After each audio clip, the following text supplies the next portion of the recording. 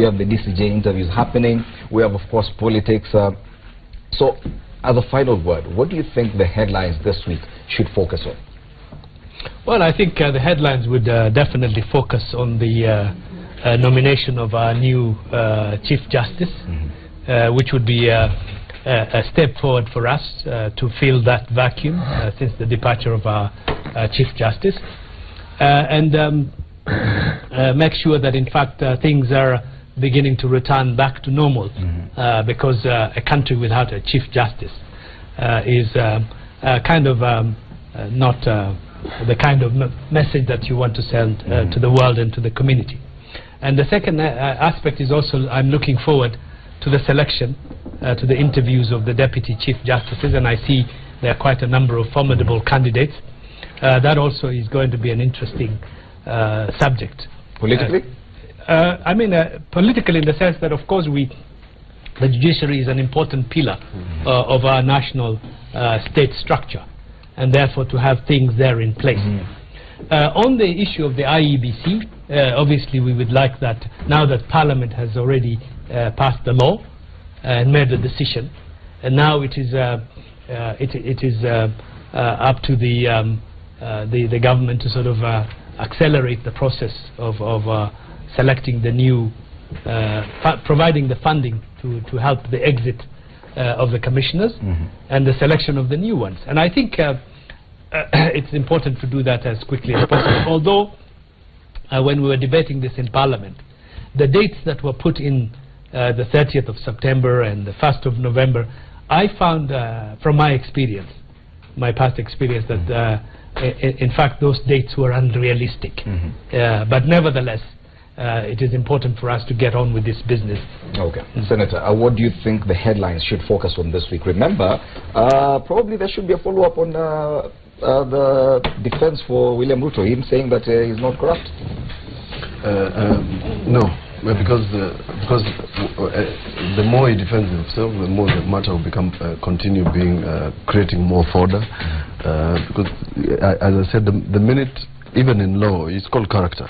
The minute you say your character is good, you then open yourself for people to challenge whether your character is good or not. So therefore you must expect barbs to follow the whole week.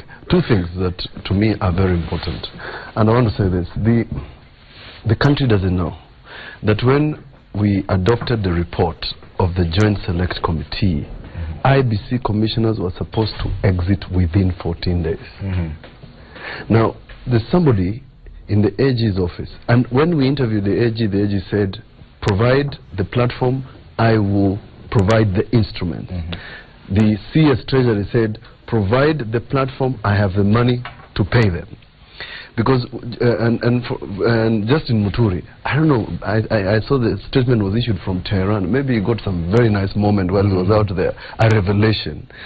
Justin Muturi, the Speaker of the National Assembly, has said something very significant, that somebody somewhere is sleeping on the job, because they should have left to provide a platform for the selection panel. So I expect that the AG, Githu Muigai, will take leadership, because it's ultimately his responsibility. Treasury would not sign a voucher, and SRC would not sign a voucher unless the AG has given an okay to it. He must provide the platform for their exit, so that when the selection panel comes into play in the first week of October, because you have not met the deadline, then you will find, then they will be looking for commissioners when there are no commissioners. So to that extent, Justin Muturi is right. But lastly, you said that it's not realistic. You have an end, which is 8th of August 2017. Strictly speaking, we as parliamentarians, and I can tell you, the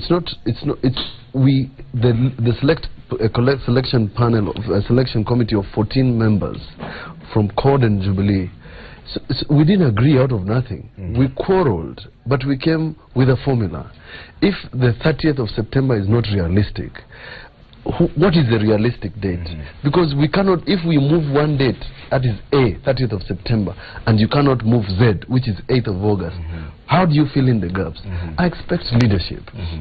And since Uhuru Kenyatta as president, was there every step of the way, comma, full stop into that report. There must be leadership, so that we want to have a free and fair election within the time specified. 30th of September comes up this end of this week, and that's exactly what Bwana Raila Odinga said. IEBC bosses must quit office in a week's time. Bwana Kangata, in terms of the news agenda this week, what would you want to see on the headlines? I would want us to do away with this politics, how to win election, blah, blah, blah. We go to the management of public funds by members of parliament. There was a paid-up advert by Ways Oversight Board, which ranked constituency in South management. And, of course, Kiharu was number one.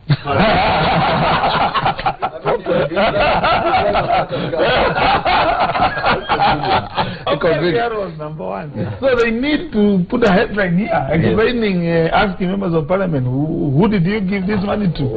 It was 6 billion shillings, which the president pledged, which you converted into a fund, and members of parliament were given the power to appoint the committees, and also to vet groups.